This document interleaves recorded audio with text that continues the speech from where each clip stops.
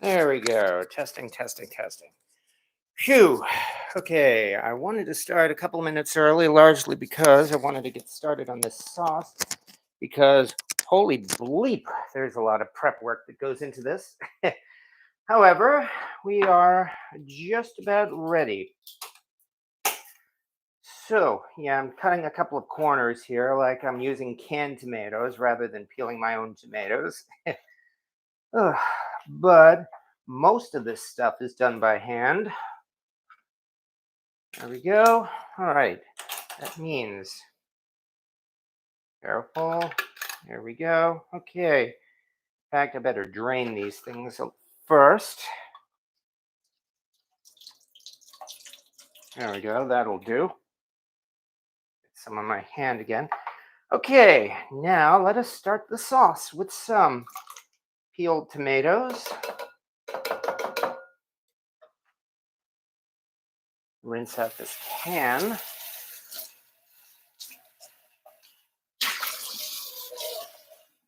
There we go. And to this, we have a roasted bell pepper. Yeah, that was my first time roasting a bell pepper, and I gotta say, I think that's something I'm gonna be doing many times after this.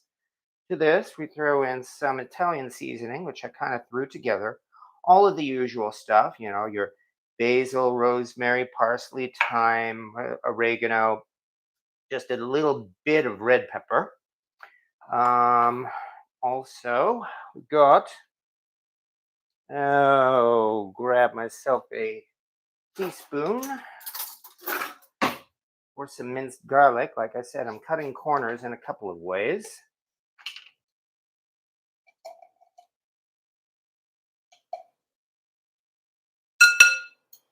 And that, by the way, I hope you can hear me. Oh, huge echo coming through. Okay, a huge echo coming through, you said. Let me check my sound settings. Nuts. Sorry about that. Let me check right now. Oh, man. Sorry about that. Okay, input. It shows that it should be coming in through this microphone. All right, may I ask again? Testing, testing, testing. Can you hear me, folks? Can you hear me all right? Just a simple yes or no, unless you want to comment more about that. I'm making sure that the sound is working right. If you could comment on the sound. Anyway, to that. Okay, sounds good, good. Thank you very much. Thank you. Okay, so I want to get this done, and then I'll be able to do the usual introduction. Throw in a bit of my favorite, the old smoked paprika. And with that, I do believe we will have our base sauce ready. Put this to one side, and that means get to play with the immersion blender. Haha. There we go.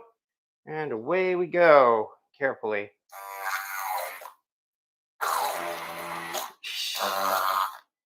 Boy, doesn't that sound pleasant?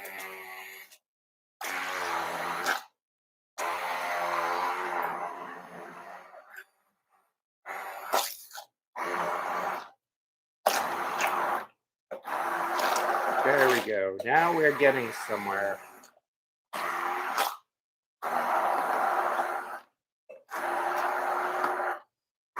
They say the sauce is really what makes this dish.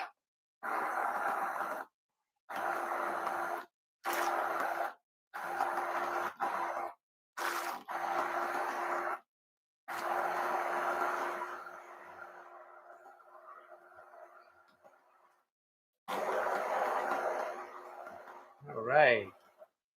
I love this immersion blender.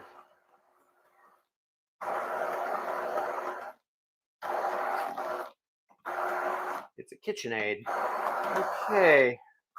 I don't know why I keep mentioning product names here when they don't pay me for it.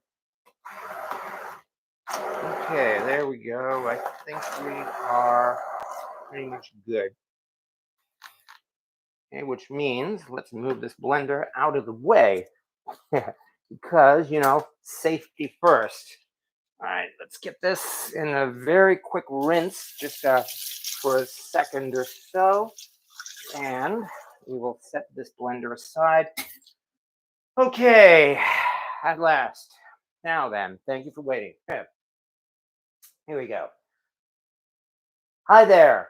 Welcome, everybody, to Cast Iron Wednesday, which, of course, is a long running tradition that many foodie channels here on YouTube have been doing for the past several years or so.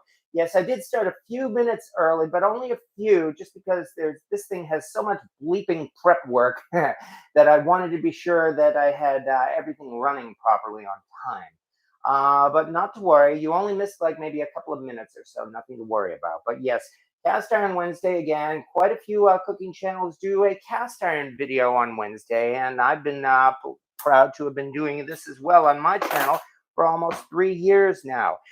Granted, most of those channels don't do live videos the way I do. That's because, well, I'm a fool. What can I say? Because you folks all get to see my little foibles and all of the chaos that happens in my kitchen, which I guess is one reason why this channel is called Cast Iron Chaos. Nonetheless, it's a lot of fun, and I'm very glad to be doing so because it's you folks here who make it so much fun, and that's why I always like to welcome folks here to my channel tonight. Val's Black Cats Rules and Flash 1499, Ford Jim 44, Joe Moore, Cynthia Wesley, and Rocket Craver. And well, it looks like we've actually got 38 people lurking here, so we definitely have some people on this channel. So thank you very much for showing up. And yes, indeed, this is a cast iron channel because, as you can see, we've got a cast iron pan sitting right here. And this isn't just a cast iron pan, it's sort of two. And this is what we are going to be making our ratatouille in. And that's how we're going to start, in fact. One thing, though, I'm sorry, I did forget one thing. Got to be sure to preheat the oven here. And it says preheat oven to 400. So let me do that right now. 6, 7, 8, 9, and then we'll finally be off to the races.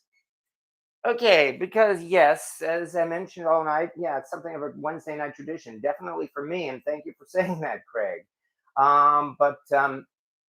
Well, what can I say? It's a change of pace from the usual political crap that seems to be happening all everywhere else. Anyway, yes, as it mentioned tonight, we are doing ratatouille tonight. And yes, like so many people, I learned about making ratatouille from that wonderful Pixar movie, which is indeed one of my favorite food movies. I love it in so many ways, not to mention the way that the kitchen and the cooking are also realistic. And Oh, I can go on and on, but it's not. But this isn't about the movie, of course. This is about the famous dish from that movie. And thanks to that movie, it's like the ratatouille is forever going to be known as this fancy dish of vegetable slices laid out all artistic and stuff.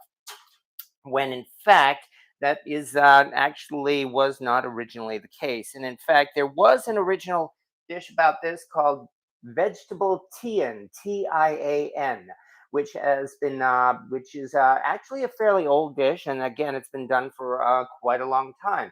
And yes, I know for the movie there's another dish they call it confit bialdi, which is what the ratatouille on the movie is based in. But they actually invented confit bialdi for the movie. I believe, in fact, it was a chef's name named Bialdi, and they paid him to come up with a fancy recipe, which is fine because it's a great recipe.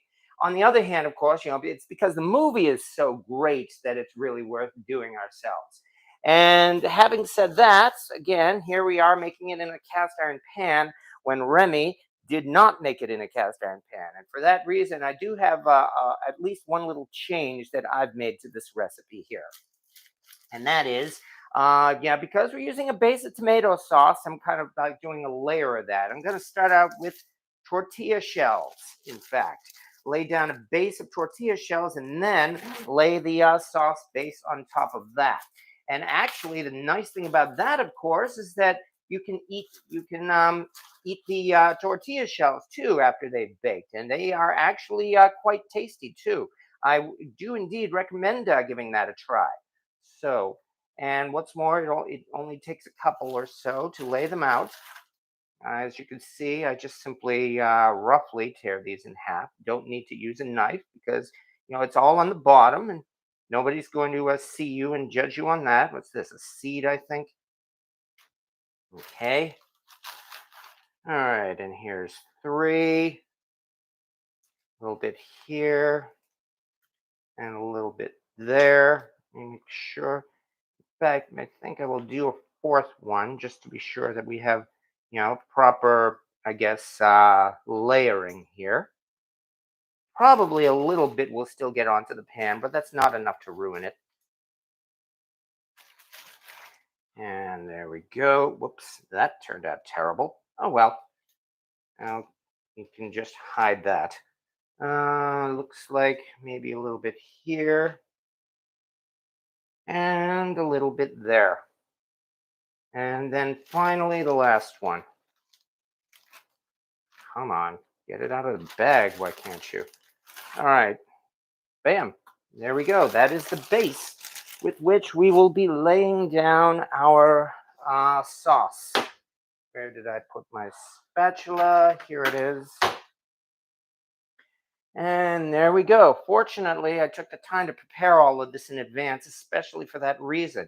As I mentioned, there was a whole lot of preparation that went into this. Besides slicing all those vegetables, I took the extra step of roasting a bell pepper to mix in with these ground tomatoes. Well, they were peeled tomatoes, of course.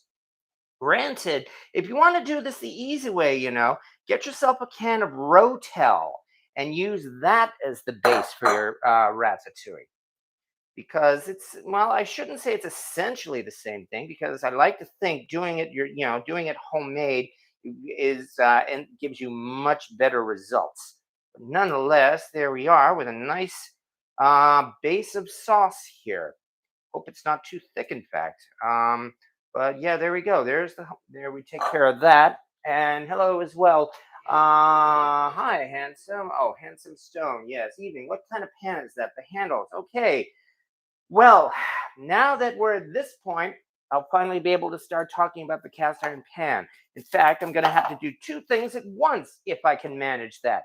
And that is talk about cast iron and lay down these vegetables because, yes, that is going to take a little bit, but that's why I hope to have something of a conversation as we do that. In fact, let's try to move the camera down a little bit, shall we, so that you can get a good close up of this pan here. In fact, rather than the handle sticking out like that, let's try it this way. That looks a little better. Tighten this up and bam. Okay. Now, what I also need to do is lay out these things in a pattern so that I will be able to, go 1, 2, 3, 4, 5, 6, 3, 4. There we go. I think we've got it. All right. And now we get started. And yeah, here comes the boring part. Okay, but anyway, you asked what this pan is. And this pan is actually Australian made. It is made by Solid Technics, which, in fact, in the cast iron community by now, Solid Technics should be a reasonably well known name. Well, of course, because they started out several years ago as, in fact, a cast iron manufacturer. They were Australian based, and yet they were making modern day cast iron pans. And besides the usual cast iron skillet, which people liked, they also, for a very brief time, came out with this huge circular cast iron pan here, which is in fact 30 centimeters or a little bit more than 12 inches in diameter. They called this the big skillet, and it is actually on. Did I do that one all right? No, I didn't. And it is actually on the printed right onto the name of the pan. It says Ausfonte, Ausfont, big skillet. And I was actually fortunate enough to receive this as a Christmas present back in 2015. It was completely unexpected and unasked for, and I was absolutely stunned to receive it. In fact, it was from Jeffrey Rogers, the culinary fanatic. As I said, he literally sent it unasked for, and I've been very, very grateful to him ever since. And it is definitely a pan that I am quite proud of using because, besides its wonderful shape and design, I've actually gotten a lot of use for it, which is why I'm bringing it out right now. You could do this as well in a 12-inch cast iron skillet or even a 10-inch cast iron skillet.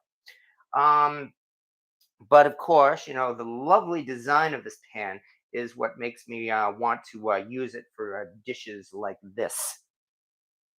And the thing is that after about only a couple of years after that, it was like about 2017, in fact, Solid Technics announced that they were discontinuing their cast iron production. They did not go out of business. They are still in business today, and and I presume they're actually doing pretty well, especially since they survived the pandemic.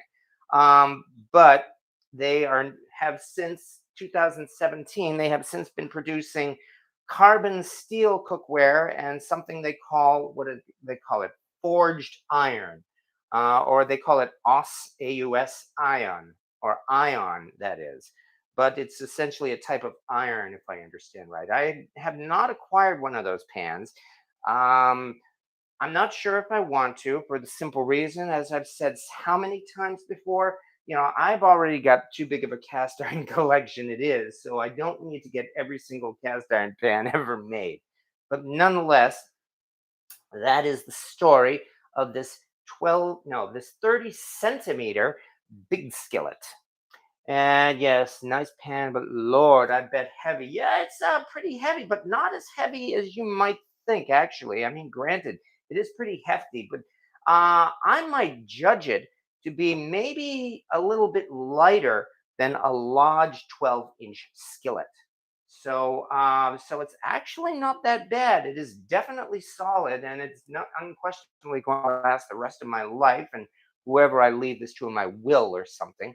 I think I missed the veggies he's putting in the recipe. Yeah, I haven't talked about that yet. Don't worry. There's plenty of time too.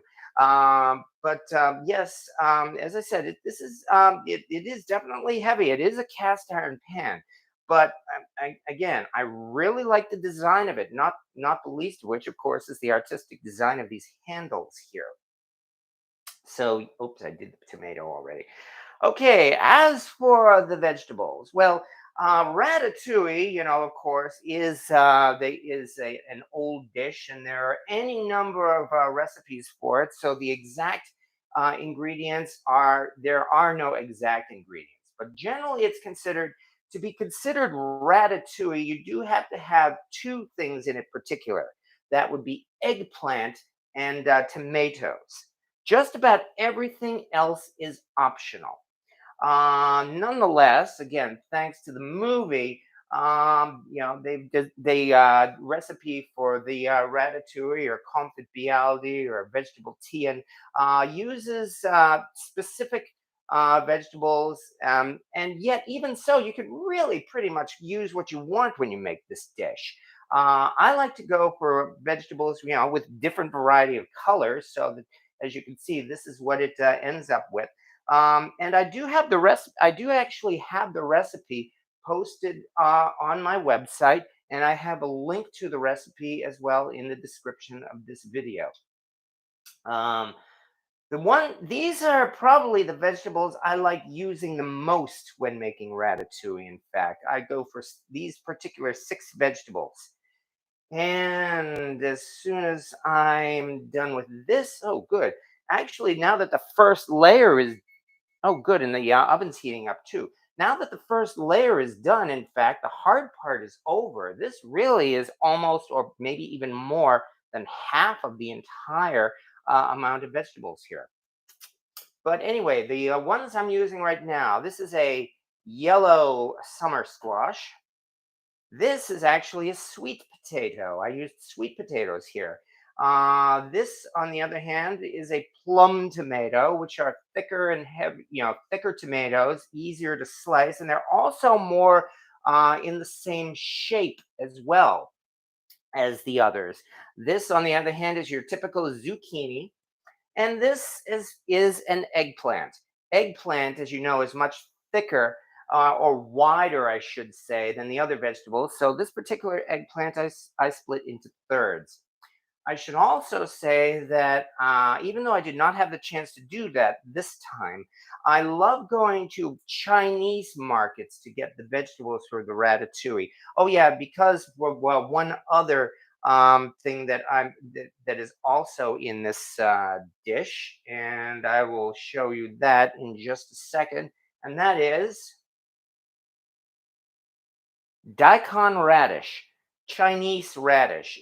If you've ever been in the international food section of the supermarket, or if you've ever been in an international market, then you know what daikon radish is. Daikon. It's often like about a foot long, and it's also in the same shape, long and thin as these other vegetables. In fact, Chinese eggplant is also. Did I put two tomatoes here? Oh well. In fact, Chinese eggplant is also wonderful for use in the ratatouille because it's about the same size as the other vegetables. As I mentioned, American eggplant is awfully big, and I had to split that into thirds, but Chinese eggplant is just about the right size. Regrettably, I did not have a chance to get to a Chinese market in my area, so I had to settle for American eggplant.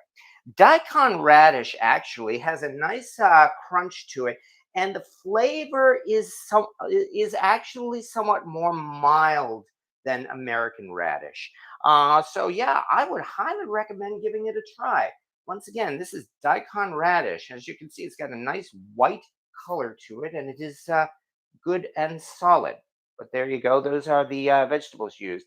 I just finished a BSR hog wild cast iron restoration. I just finished a BSR Dutch oven with the knob lid, big one, nice. Those knob lids are likely from the late 60s to early 70s, and in fact, BSR collectors argue over whether it's over another kind of series called Pioneer. Well, it's not a, because they had the Century Cookware series and the Red Mountain series. Some argue that in fact this was the Pioneer series with those knob lids, but others say no, it was not. And I can understand their point because, first of all, it was made, I think, like for Sears Roebuck. And as you know, Sears likes or liked past tense to put its own brand names on the products that it sold. And really, the only difference between the Century Cookware series and these Pioneer ones are those lids with the knob handles. I've been looking for one of those lids myself, especially, just so that I could have it and kind of like have a complete specimen in my BSR collection. Yeah. But yeah, those are nice lids. They are good solid. Did it again. Those are good solid BSR lids, and there's certainly yeah. So if you manage to come across one of those, definitely, well, again, go ahead and use it. I would not call it extremely rare. I would call it uncommon because yeah, they did not make that many of them. So as such, kind of like the six wedge BSR cornbread skillet. In that respect, it's less common just because this goes here. Oh, okay. Actually, it looks like I kind of missed it. So let's kind of skip in. It's less common simply because they made fewer of them. But yeah, anyway, that's something about the BSR, that knob lid Dutch oven. This is not turning out as well as I hoped. Let's try to get this in. There we go. That looks a little better. Look at that. We've got two layers done. We are getting close already, thank goodness. I was afraid I might end up spending the whole hour just doing these, just laying this out, but fortunately, that does not seem to be the case. Do you like Vermont maple syrup? I grew up in New England. Love New England maple syrup. I love Vermont maple syrup, and I think have some in my fridge right at this very moment, in fact. In fact, that's about the only kind of breakfast syrup I will have, namely good natural maple syrup. in that, yeah, I can tolerate Aunt Jemima. Oh, I'm sorry, Aunt Jemima's no more. I forget the name of it, in fact. But given a choice, I would rather have maple syrup. Maple syrup. All right. I have two of the six wedge now. Finished one 2 days ago. Well, again, congratulations. Of course, you're calling yourself Hog Wild Cast Iron Restoration, so obviously you're making quite a business of it. And well, again, there's certainly nothing wrong with that, because you are bringing pans back to life and getting more use out of them. So, congratulations for that. Um, I myself am not really much of a seller, so and I've said things about cast iron sellers, so I'm not going to get into that here. Nonetheless, yeah, the design, yeah, and mozzarella. I have two mozzarella. Oh, I would stick some provolone cheese in there and mozzarella, and you certainly can. There's no reason not to. I actually like the taste of the vegetables as they are once they're finished, especially since I am going to be including a very simple sauce to top it with. Not now, but after it comes out of the oven, and I think it gives it a really wonderful taste in itself. But there's certainly nothing wrong with using a lot of cheese, and in fact, apparently cheese is a regular ingredient of the vegetable tian, Tian, that I mentioned before that this dish is based on. But I would guess then they did not include the cheese in the movie because, well, again, this gives it a much more colorful look. And look at that, we are practically done here with a 12-inch ratatouille, and yet I've got a ton of leftovers. That happens every single time. I have yet to make one of these and not have a whole bunch of leftovers. Not to worry. Oh, in fact, that reminds me, there's one other thing I'm going to have to do here. Give me a second, please, to run into the other room and get out yet another cast iron pan.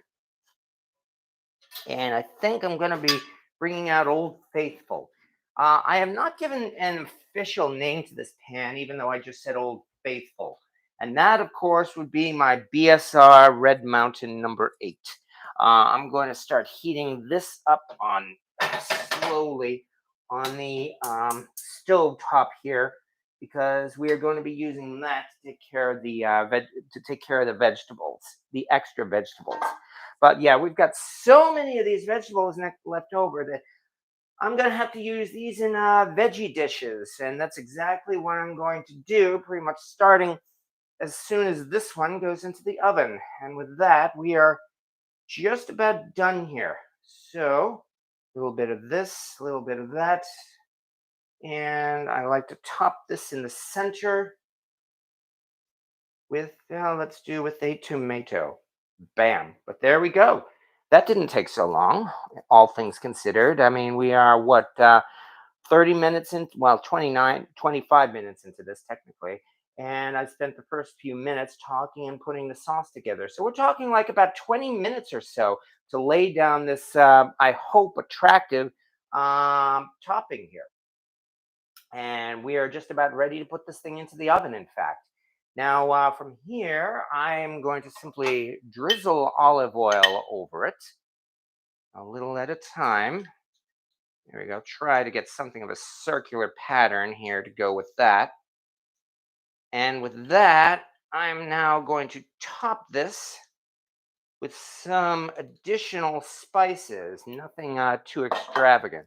Namely, some salt, because I haven't used any salt in this yet.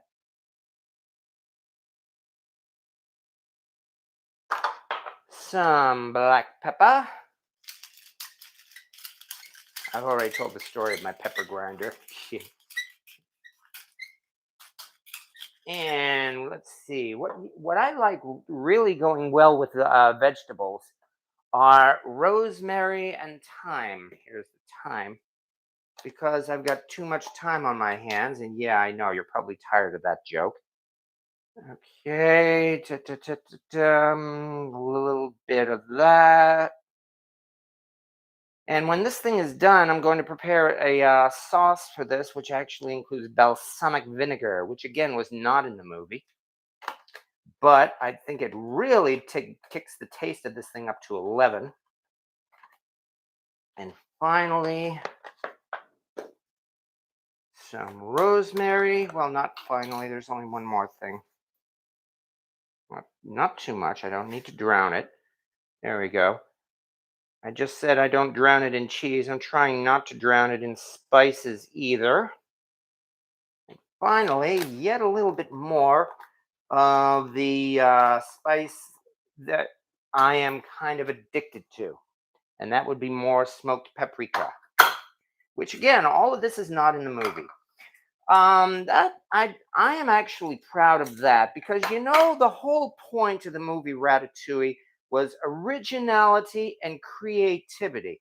You know how it went out of his way to talk about trying new things, even to the point where near the end of the movie when they were actually preparing this for Anton Ego, there was the point when Colette um, was started making a usual ratatouille, and Remy slapped her wrist with a spoon, and she goes, "What? I am making ratatouille."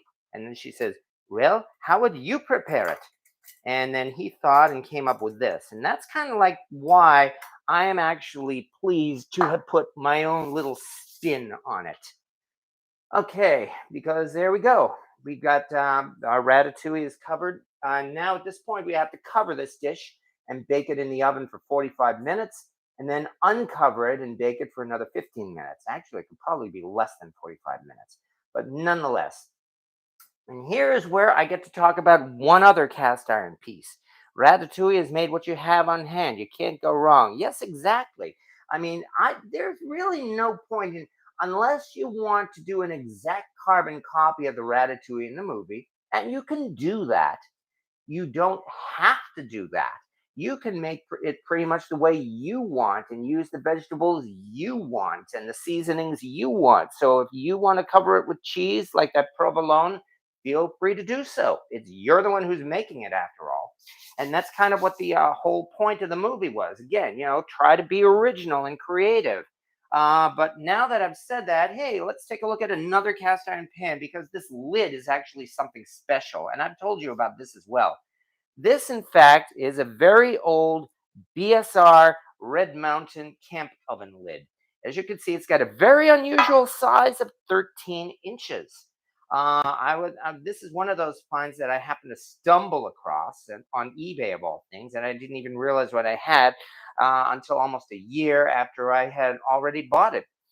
And I'll say a little bit more about that. But right now, the amazing thing is that this 13-inch BSR camp oven lid fits onto this um, modern day cast iron pan almost perfectly, in that the rim is all inside and it does completely cover it. So, yeah, even though it moves around a little bit, it's almost perfect. And I'm quite happy about that. So as a result, now that I've talked about all this, and I'll talk a little bit more about it as well, time to get this into the oven so that we can have this thing done in time for the reveal. Ugh, okay, get this in. Out. Yeah, always. Okay, good. All right, there we go. Okay, so far so good. Oh, okay. My BSR Camp Oven tablet has a funny error. The one is backward. I'm not too surprised about that. Little things like that seem to happen every so often on BSR pans. So often that you really can't even give them any special value as collector's items. But they are nice. That lid wouldn't work. It doesn't say Griswold. Yeah, I know.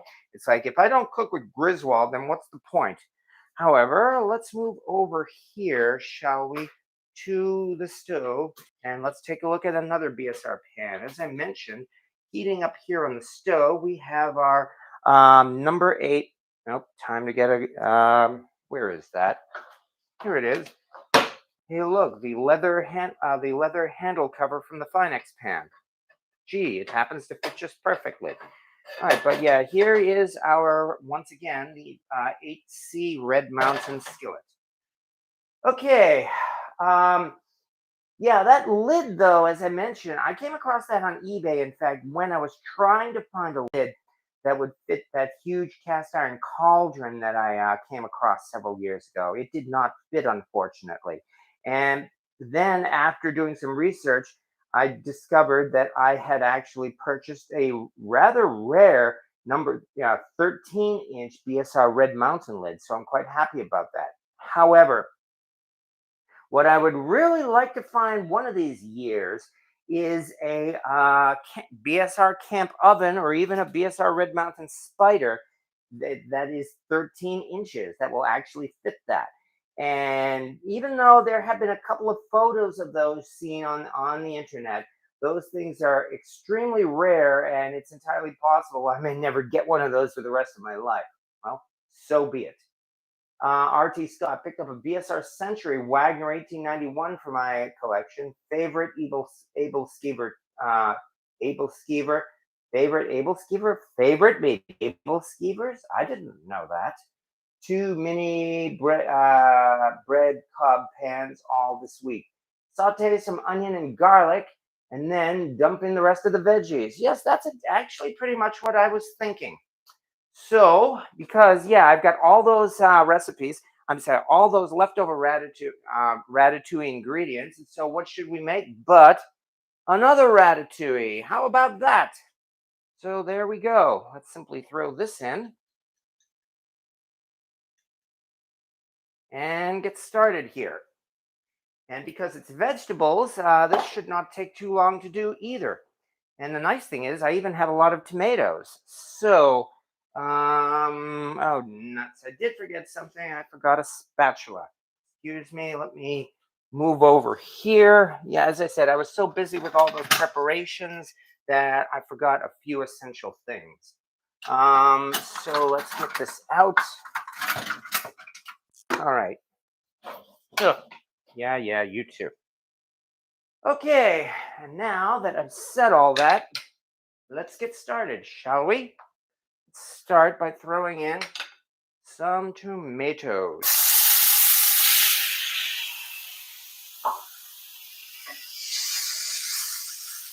So far, so good.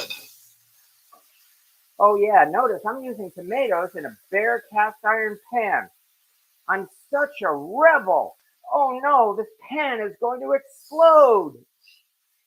Actually, it's because I've used this pan so often, and I've done my best to keep it well seasoned.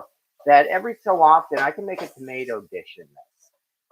There should not be any problem at all. In fact, I am going to be sure that once this thing comes out, I will be sure to, I'll be sure to clean it out before it has too much an effect on the seasoning. That sure isn't taking long. In fact, maybe I should even throw in the rest of these tomatoes. There we go. Whoops. I just threw one on the floor. How nice. Oh, yeah. Never fails. All right, but there we go. Off to a decent start. Now with that, let's throw in some more of this minced garlic. I'm pretty much making this up as I go along, especially because again, this is that kind of a recipe. There is no there is no hard and fast rule for it. It's one of those clean out the fridge type of dishes, and that's one reason why it's so popular, of course. I mean, as they say in the movie Ratatouille, it's a peasant dish. Are you sure you want to make this? Okay, even though there's liquid in the pan, the liquid will be absorbed. So now let's just start throwing a few things in. A few of these. Whoops, nuts. Oh, damn it. A few of these. A few of those.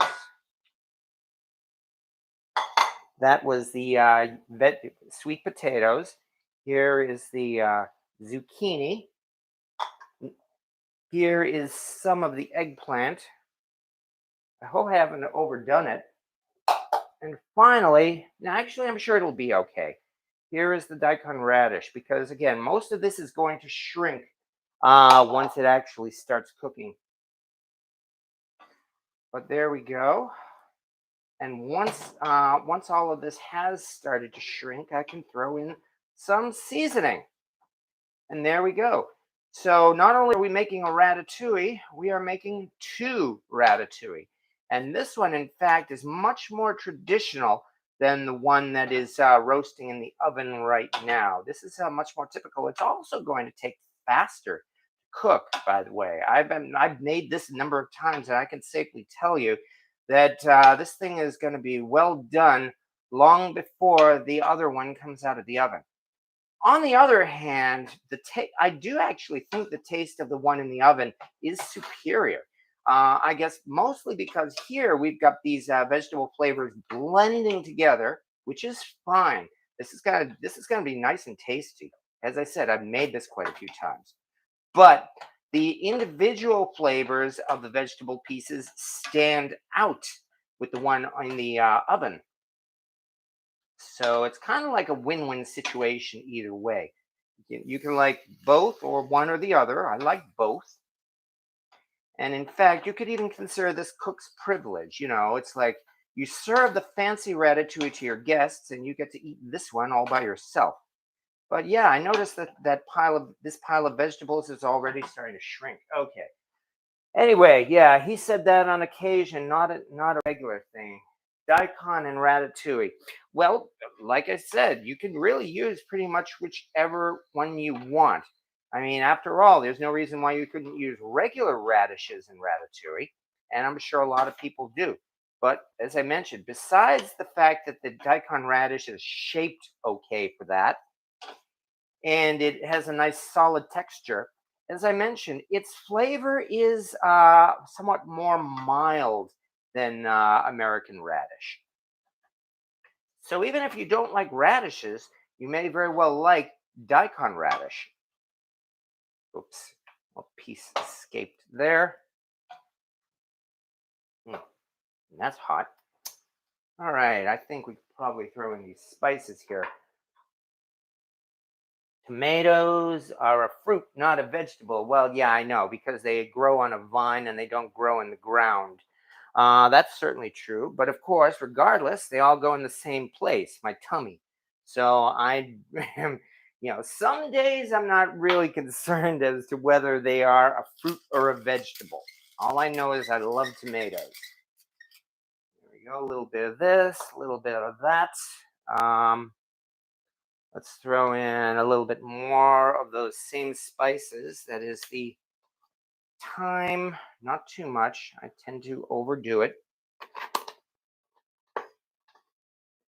The rosemary.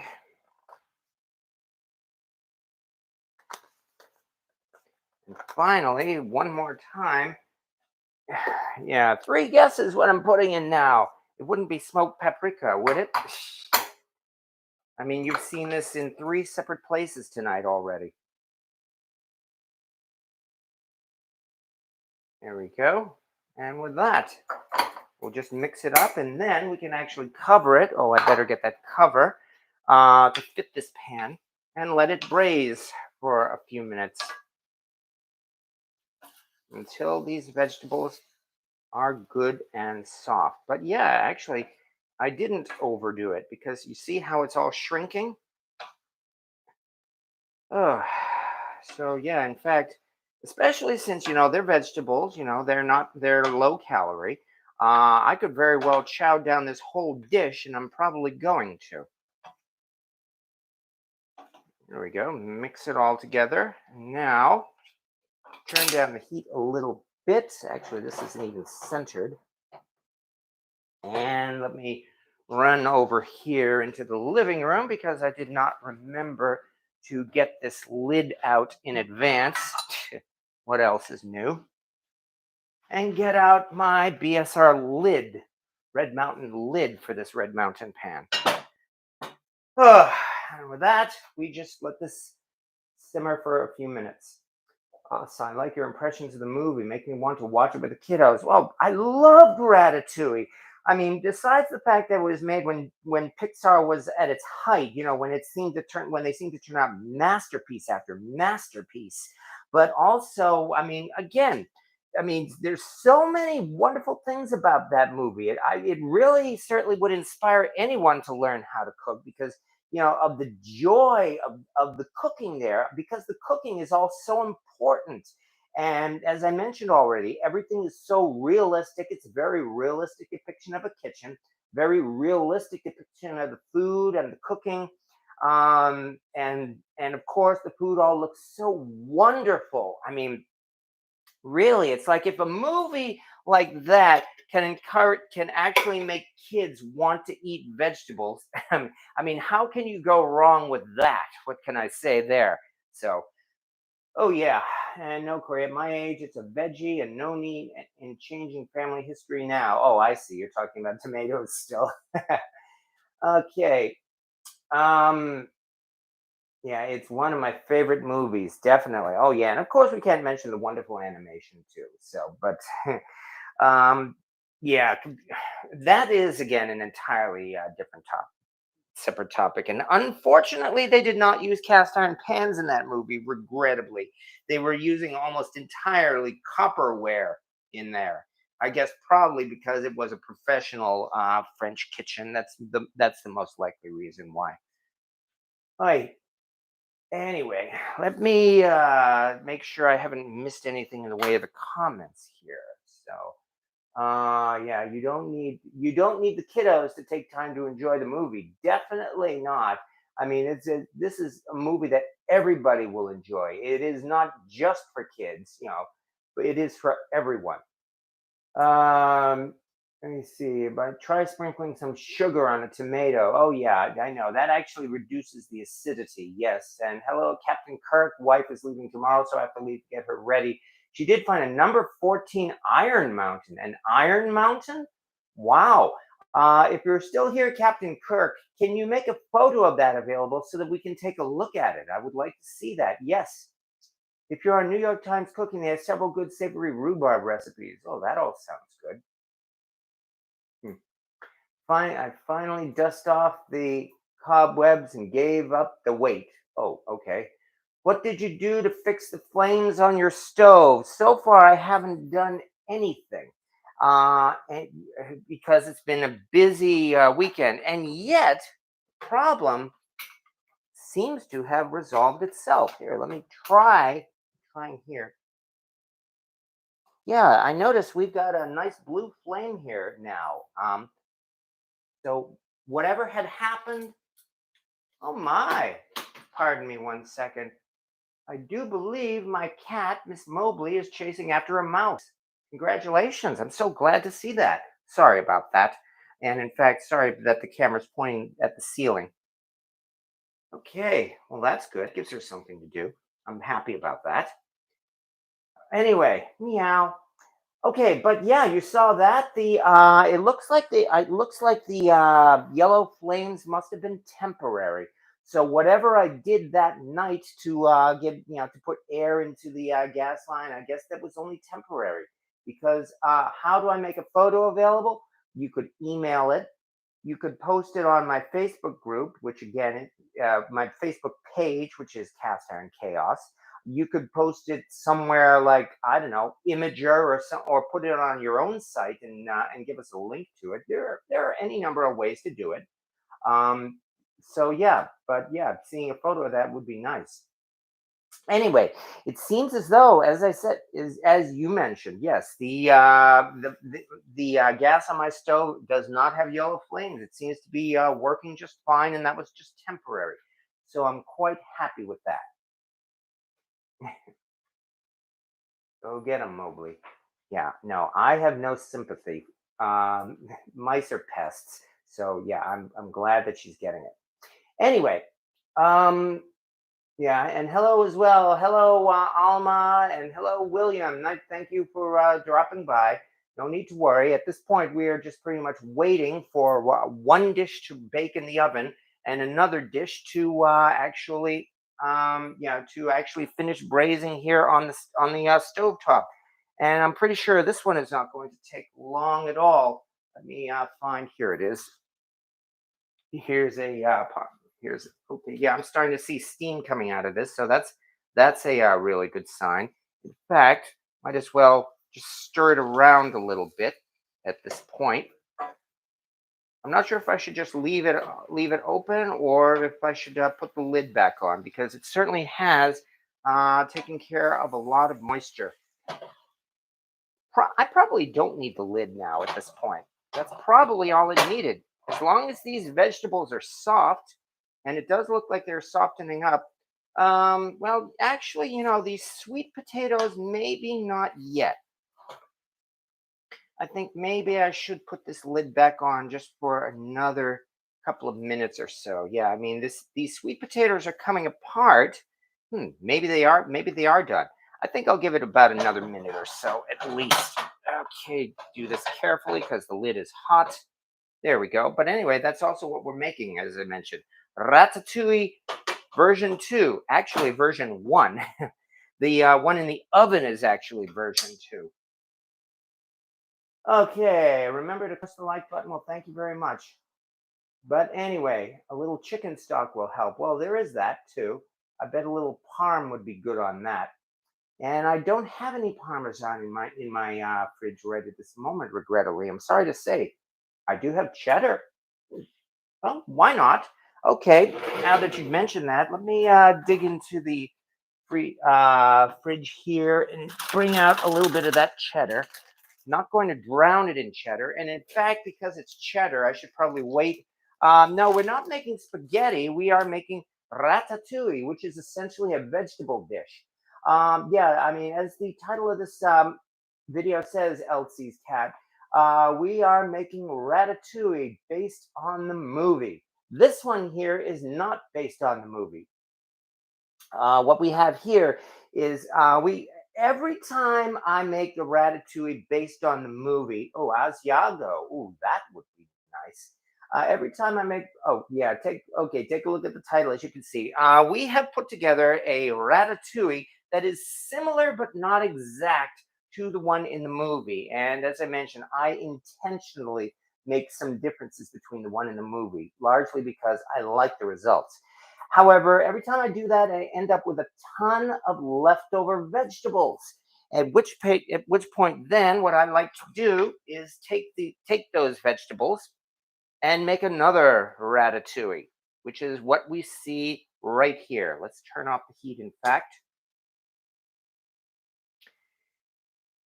because this is the much more traditional ratatouille that they've really made for centuries or so. I mean, it's well known that the one in the movie was made especially for the movie, and ratatouille, the more traditional method, is what we see here. Actually, the traditional method, if I understand right, is more supposed to be stewed than braised like we've done here. But hey, there's certainly nothing wrong with that. And in fact, amount of the liquid is gone. So I think this dish is essentially done. Okay, which means let me dig out a not so much a dish as a bowl. In fact, if you remember in the movie when Anton Ego had his flashback to the days when he was a young child and his mother comforted him with that same dish of ratatouille, she served it to him in a soup bowl. She did not serve it to him on a dish. Oops. Let me move this over because you don't want to miss the actual serving here, the plating, which as you can see is just so fancy. But there we go. Nothing to it. Yeah, I'm definitely going to finish the rest of this tonight too. I will say that much. But you know what? I'm not going to make it. I'm not going to do cheese. You know why? What I'm going to do instead is prepare the sauce that I use to prepare the ratatouille. And for that, I've got to dig into my cabinet one more time because I did not think of bringing this out before now. And there we are.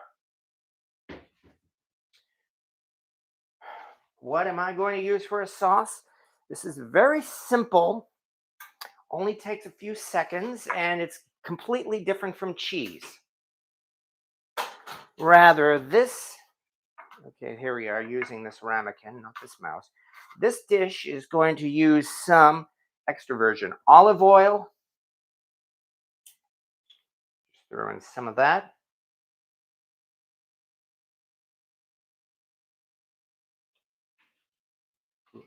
Okay, well, Mowgli's enjoying herself. Good. Little bit of thyme, but only a bit. And my secret ingredient.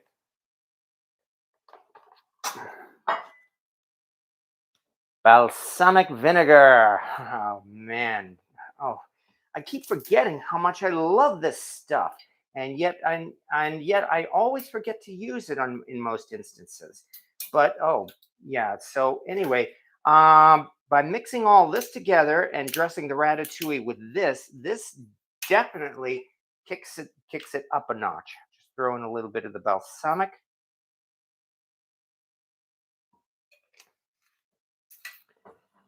And mix it up. Let me see. Well, I suppose a fork would be as good as anything. So, regrettably, I'm not using cheese tonight, but I am instead using this.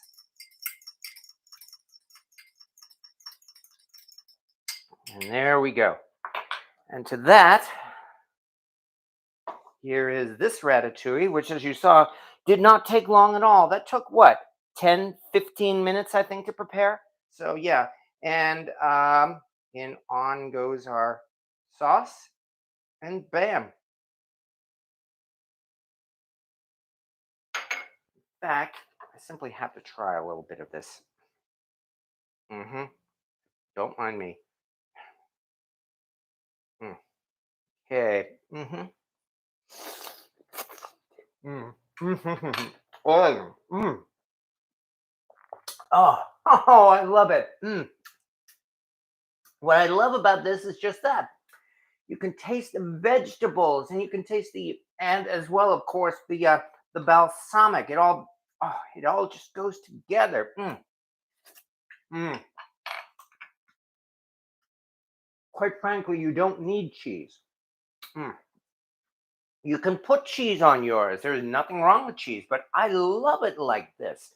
I mean, I kind of like threw this recipe together several years ago, and I have not regretted it. This is more of a vegetable dish, as you can see.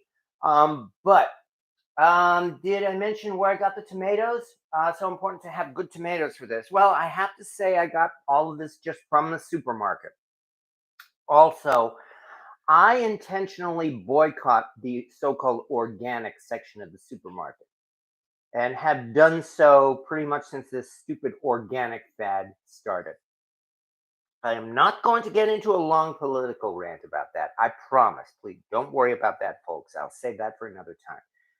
I will only say that that the so-called organic label is a scam and a ripoff and an excuse to double the price of those vegetables and pretty much everything at the supermarket when in fact you don't get any benefits from it.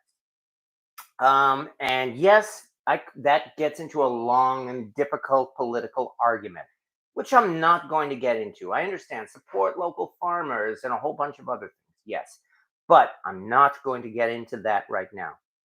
So, as to where I got the tomatoes, I got them simply from Price Chopper, from the produce section, and they are plum tomatoes. I use plum tomatoes partly because they are shaped right. They are more like elongated, like all the rest of these vegetables, and they go well with the rest of the vegetables in that ratatouille dish. But also because they are tougher. They are a tougher type of tomato, and they're easier to slice. So okay. So anyway, the ratatouille was good, but balsamic vinegar stepped it up a notch. I definitely think so, Terry, and I very, very much encourage anybody. If you're making this kind of a recipe, you can use cheese. Cheese goes great on vegetables. We all know that. Look at pizza. But if you want something different, use balsamic. And oh man, does this ever kick it up? Hmm. Yeah, you can use Roma tomatoes. And that's the other thing again. As I said, use the vegetables you want in this dish. Um, Again, about the only thing that Ratatouille really is supposed to absolutely have is eggplant and tomatoes. Everything else is optional. So, be creative, be original. If you want to make something exactly like the movie, go ahead. You'll have a lot of fun doing it and the results will be good. But if you want to cater this to your own tastes, go ahead. And you'll still have a dish that, well, like this. You know, it's all vegetables. It didn't cost that much. It's low cal. I love that, which means I can stuff myself on this. And yeah, no, you're right. It's not worth it arguing about. No, it's not, Dan. And that's why, as I said, that's all I'll say about that subject. But here's the end result. This is my ratatouille. This is completely different from the movie one, although the one that's closer to the movie one is has been in the oven now for about 30 minutes. Yeah, see, it took less than 30 minutes to prepare that other ratatouille. So yeah, I mean, of course, the big long step when preparing ratatouille is getting all of those, chopping up or slicing all of those vegetables. Yes, that did take a long time. But now, as a result, I still have so many leftover vegetables that I can make another ratatouille tomorrow, and I probably will too, because this is just so good. All right. Yep, you too. Also, the cast iron. Okay, well, even though it's gonna kind of fill up the bowl here, let's get rid of the rest of these vegetables and get these tomatoes out of this red mountain pan as quickly as I can. There we go. That's the rest of that. There we go. And it managed to fit in the bowl too. So even though this is not restaurant quality plating, it doesn't matter. It tastes good. So yeah, there we go. Back once this thing cools off, I should probably even wash this pan pretty much even before the live ends, so that so that I can get the tomato residue out of the pan as fast as possible. First, you got to figure out who's going to eat these ones. Did you use a mandolin? Actually, no, I did not.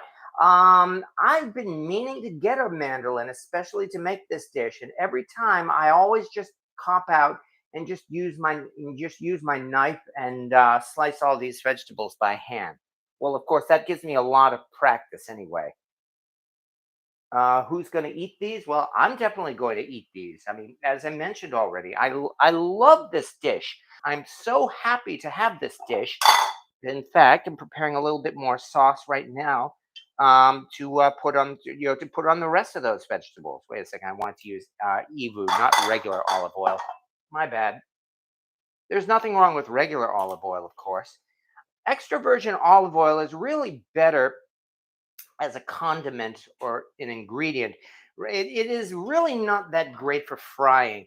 I forget the reason. I think maybe because it has a very low smoke point or something. But yeah, I mean, frying with extra virgin olive oil is not the best thing in the world to do.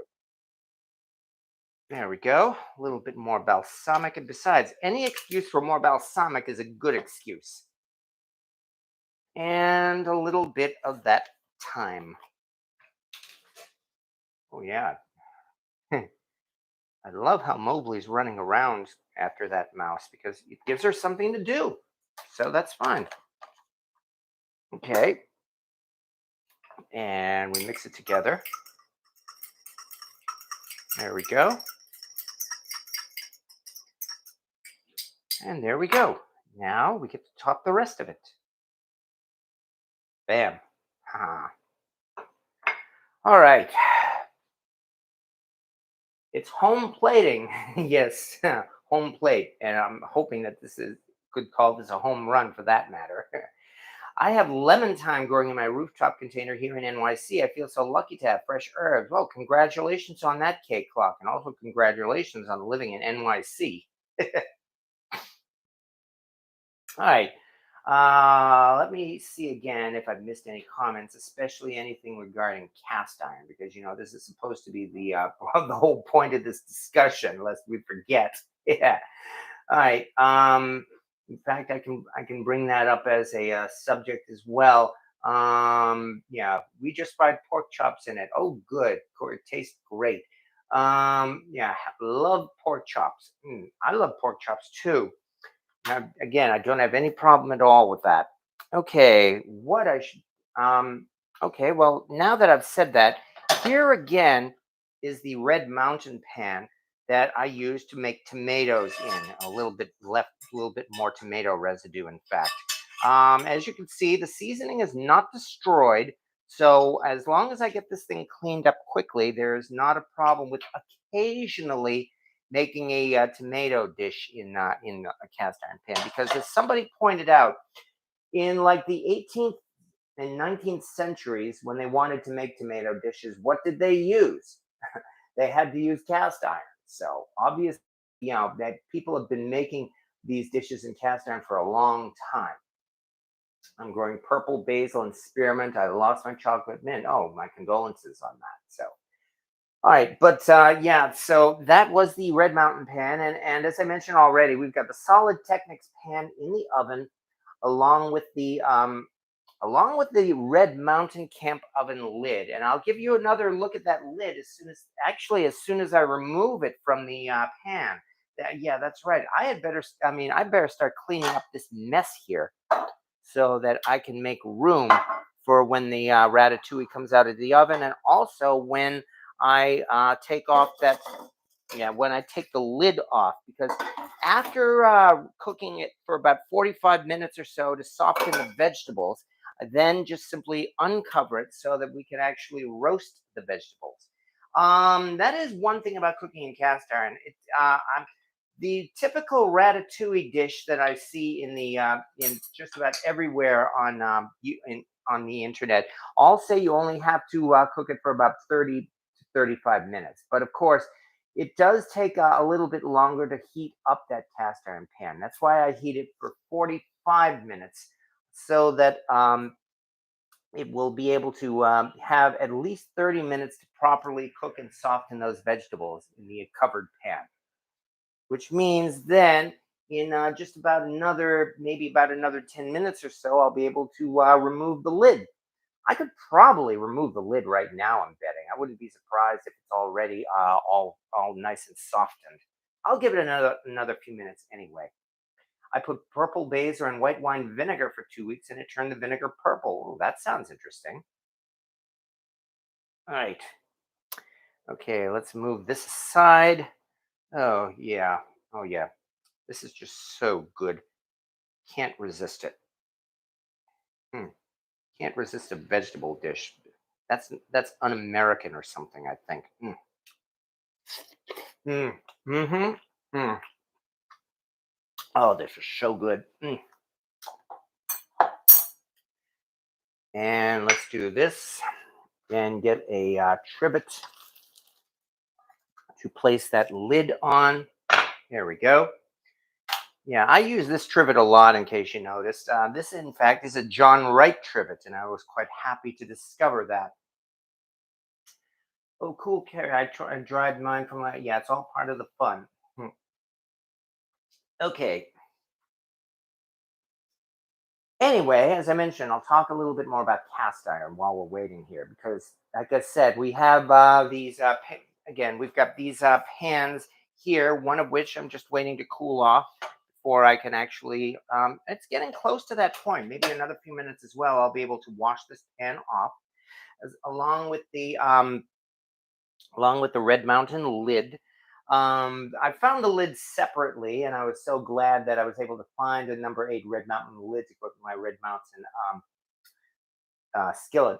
Yeah, the trivet I liked. It definitely appealed to me because of I don't know, because of the design on it. Maybe because it actually looks almost like I was thinking, kind of like a cultish or like Cthulhu, with the eye and the tentacles and everything like that. It made me think of H.P. Lovecraft.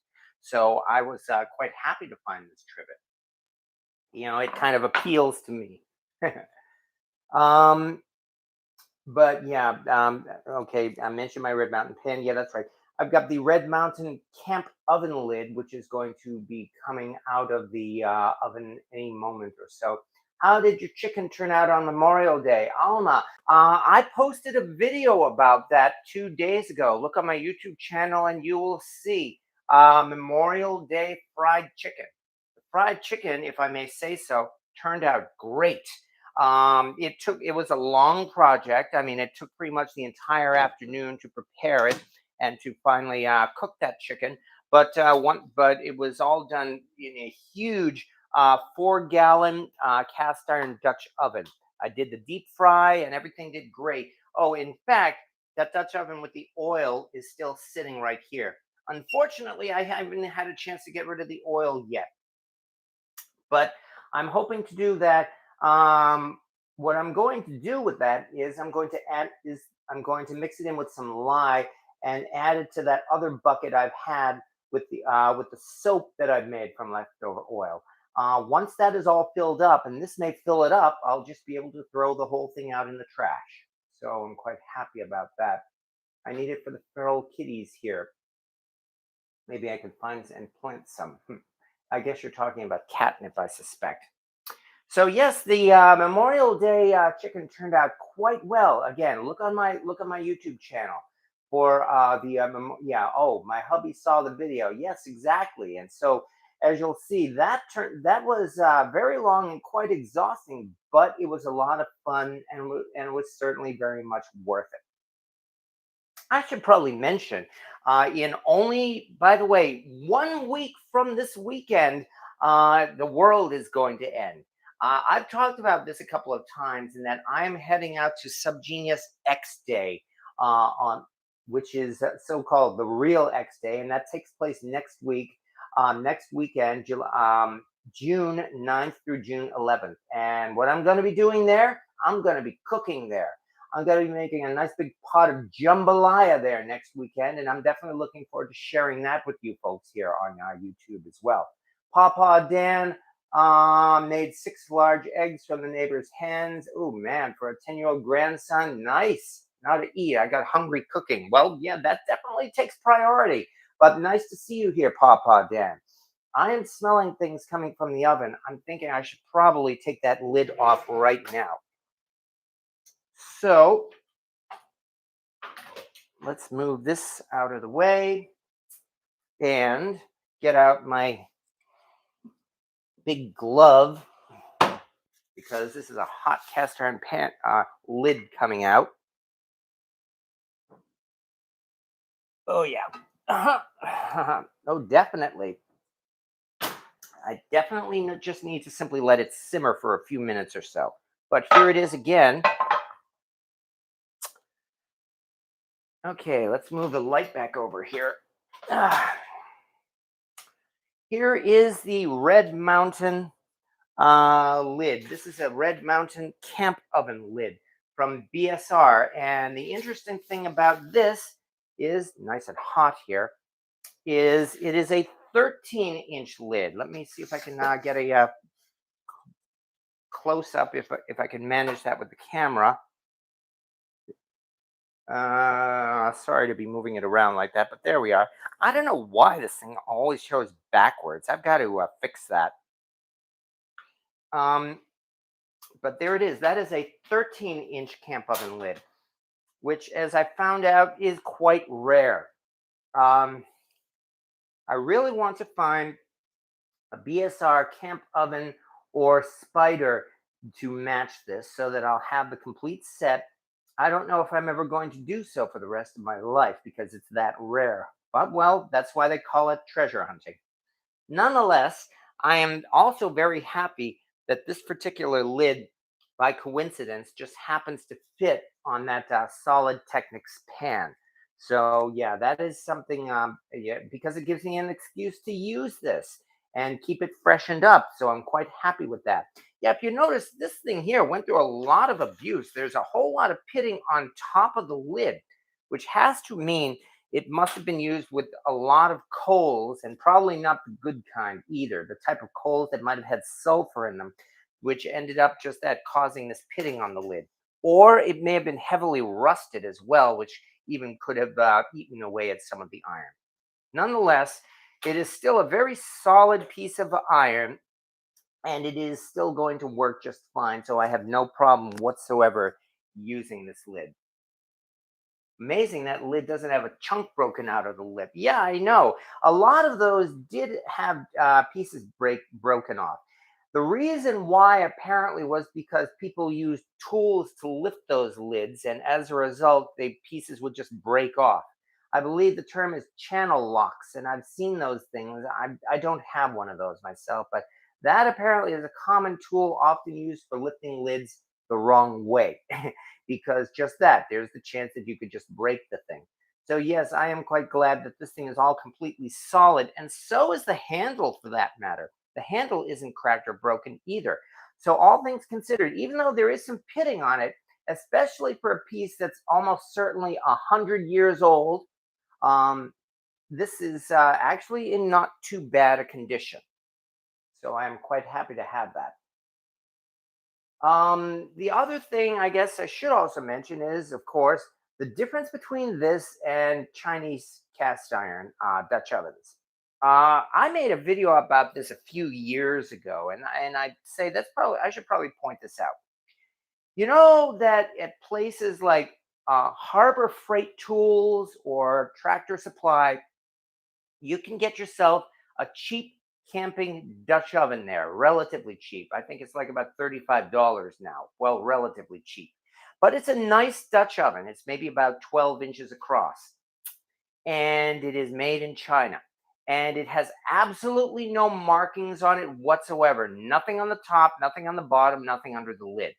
And that's how you can tell that is a Chinese made Dutch oven. No American made camp ovens that I know of are absolutely blank. Not even ones from Lodge or BSR. They always at least had a size number on them, like this one here that says 13 inches. That's how I can tell this is a Red Mountain one. And they are off and rip-off artists, especially on eBay, are always trying to pass off that Harbor Freight Tools Dutch oven as something vintage. Um, Almost every day, I see that particular kind of Dutch oven going on eBay with prices of like $100 or more, often without the lid. So yeah, that's definitely a scam there, and it is something very common, and it's something that I did post a video once about a few years ago. I should probably redo that, in fact, just to remind people that it's out there. It's a very simple and very basic and very stupid scam, but it's out there. So yeah, in your search for vintage cast iron, I guess all you really need to know is just that with a Dutch oven. If it does not have a gate mark and it does not have any markings at all on it whatsoever, it's probably Asian made. If you find a Dutch oven that's completely covered in grit and buildup, well, then you'd have to take it. You might want to take a chance and completely clean it up to see if you can identify it. So it's a little difficult, but it's not impossible. All right. All right. Anyway, that's my bit here, but yeah, oh yeah, this thing is still hot. It's going to take quite a while for this thing to cool off. That's for sure. Let me also say that this is, other than that, this is the design of this camp oven lid is the kind that you've seen pretty much your entire life. Besides the lip here, it simply has nothing at all underneath. And the design underneath here, there's nothing that would differentiate this from a modern day Asian made cast iron lid, other than the fact that, as I said, it does have the size number right here on the top. So that is one reason why we can identify this. A local shop has a couple of Ozark Trail ovens marked as vintage with crazy high prices on them. Yep, that's how it goes, all right. I'm not saying that they're intentionally trying to rip you off. Maybe it's possible the vendor there doesn't know what it is either. And they might just be following the rule that we see all too often when it comes to vintage cast iron. You know the rule, the one with three parts. Old is good, big is good, old and big are better. So they're assuming that if it looks like an old cast iron pot, it's probably valuable. And so they put the big price on it. This is why I mentioned at the very beginning of this video that I've said things about cast iron sellers, and this is the type of thing that I always end up saying, only because I feel it's the truth. I'm not knocking those vendors, and I'm not calling them criminals or rip-off artists. They can put whatever price they want on their iron, but we don't have to buy it. With just a little bit of knowledge, you can probably, I mean, and patience, knowledge and patience, especially patience, you can eventually build yourself up a decent collection of cast iron and not pay sky high prices for it, as long as you're patient. And that's probably the best thing to say, patience, more than anything else. What does the O mean on Wagner ware? It means Ohio. Sydney, Sydney, Ohio. So y'all can do that. I'm a good go. My birthday lasted a few weeks. Well, that means you must have gotten something nice, Alma. Congratulations on that. Channel Lock is the name of a company that makes water pump pliers, like the company Crescent. Okay, there you go. That's what you call them, water pump pliers. Anyway, those are the type of things that are often used to lift these Dutch oven lids and should not be used to lift these Dutch oven lids because, like you just said, you can often break off chips of them. So I'm thinking we are getting about time for that. Time for the big reveal here. This is still hot, so I'm going to have to take this and move it away. Find room for it. I'm running out of room here. Okay, I'm going to have to put this way over here because I don't have anywhere else to put this at the moment. Give me a second, please. I'm putting it someplace safe because right now the stovetop, unfortunately, has things on it. Oh, yeah, I definitely need to clean up here. However, I'd say we're probably about time for the big reveal, which means I get to thank everybody for your patience in staying here this long. And it's time to, yeah, drum roll, exactly, because it's time to take the dish out of the oven. Oh, yeah. Oh, yeah, I can smell it already. And lo and behold, there we are. In fact, let me move this over. Let's get the light onto this, shall we? And on top of all that, let's raise the camera, shall we?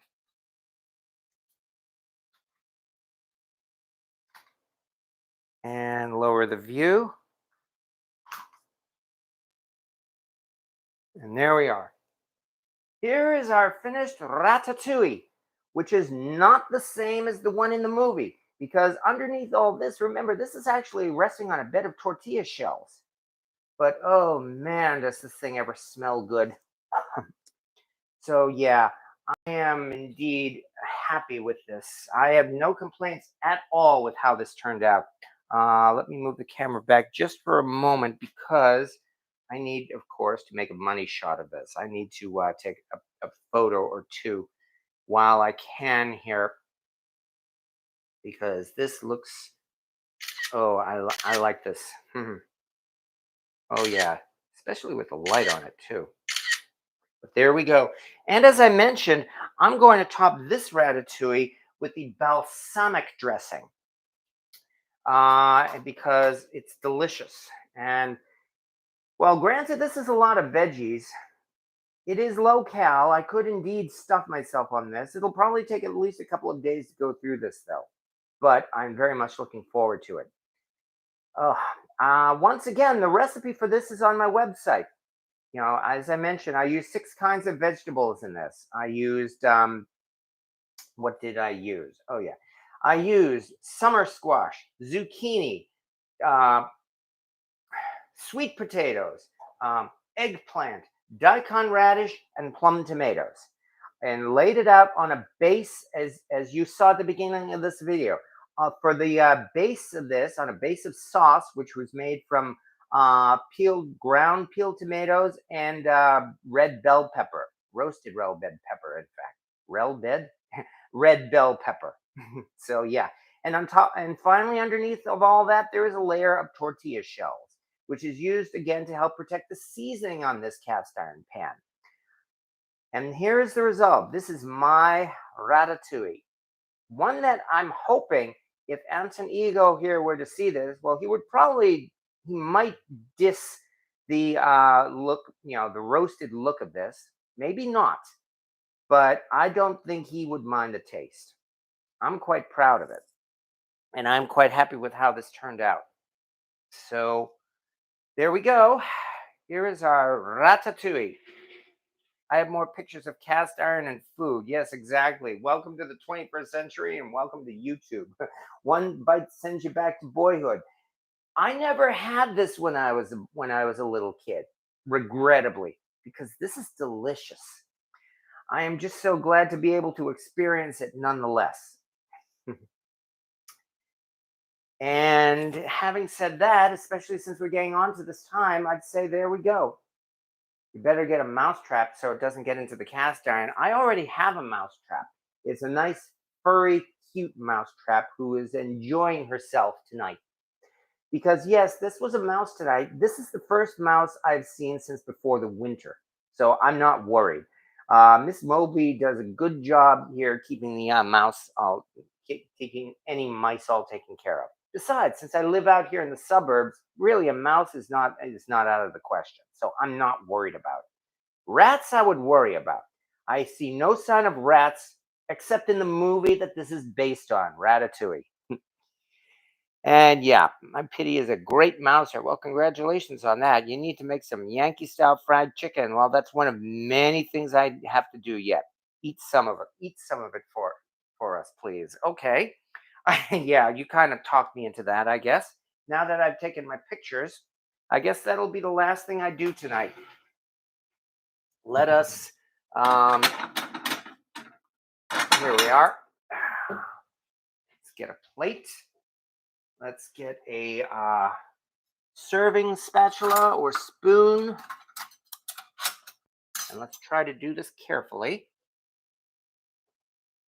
So let's right about here.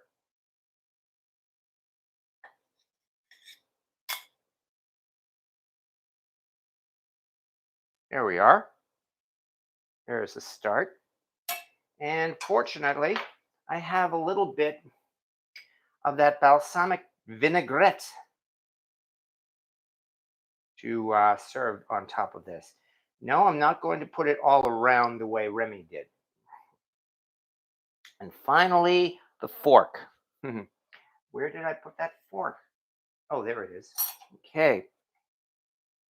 So here we go. Here is our baked ratatouille, which is still steaming hot too. I better be careful not to burn myself. And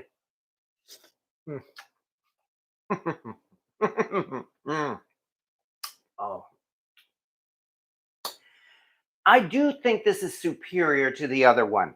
The other one is great. I think this one's even better because the individual slices, they stand out. I mean, blending them together is good. I think having them stand out like this is even better. Really, this is oh, I'm sorry. I really shouldn't be bragging about my own cooking. That's not fair. Um, but I'm proud of this. I like how this turned out. I would gladly serve this to any guests, whether or not they like vegetables, because this is delicious. This is it does take a lot of preparation to get all these vegetables sliced and laid out. But once you're past that, it's very much worth the effort. I would unquestionably encourage everybody at some time or another, get your kids together, make this as a project. Make yourself some ratatouille and bake it. Whether you want to put cheese on it or not, go ahead. But I think this is phenomenal. I'm very happy with this. And okay, well, yeah, okay, thank you. I'll savor the moment then and I'll say that much. But there we go. Here is my ratatouille. And this is something I guess I could say was inspired by my little chef. Because it was yeah, it's that good. And I can only thank Pixar for making the movie Ratatouille and inspiring me to do this, to do a dish that I've made quite a few times and I'm going to keep on making because it is just so wonderful. Did you use the tortilla shell for added texture or or to protect the seasoning? Both. Actually, it started out to protect the seasoning, but also for added texture. Because once all this is done, I can chow down on the baked tortilla shell, and that is delicious too. So yes, it's very much worth it, even the tortilla shells.